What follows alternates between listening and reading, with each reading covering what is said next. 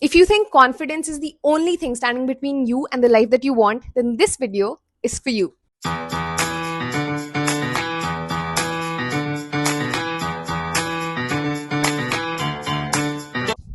How do I become more confident? Has to be one of my most asked questions. So today I'm going to give you 5 tips that genuinely helped me, and I hope they help you too.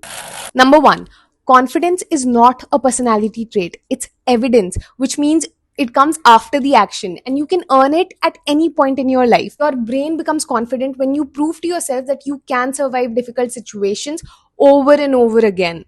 Most people think, oh, once I'm confident, I'll go to the gym. Once I'm confident, I'll audition. Once I'm confident, I'll start posting. But confidence is really built by doing the uncomfortable things before you feel you're ready. Again, it comes after the action.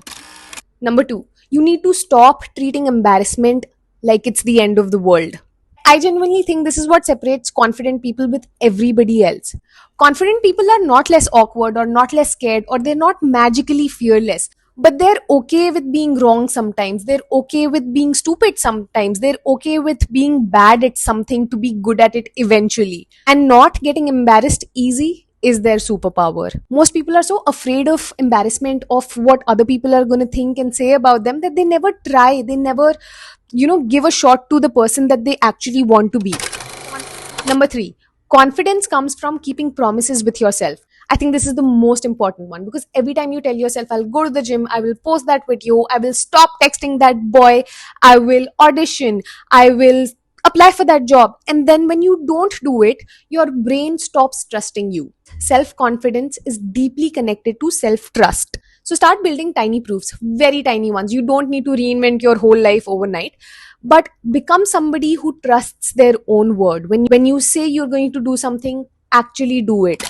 Number 4, start expanding your life. Confidence does not come from comfort and safety. It comes to you when you put yourself out there and you thought that, oh, I cannot do this. And when you actually do it and you're like, oh my God, I was capable of that all along. Confidence grows through new experiences. So travel alone, talk to strangers, visit cafes alone. This happened to me very recently. I completely shifted to a new city, got a house, and I've never lived alone. So I thought things like a masala box or a jhadu are already there in a house, but they're not. And you have to order them. And when I built everything from scratch, every tiny little thing made me feel so capable.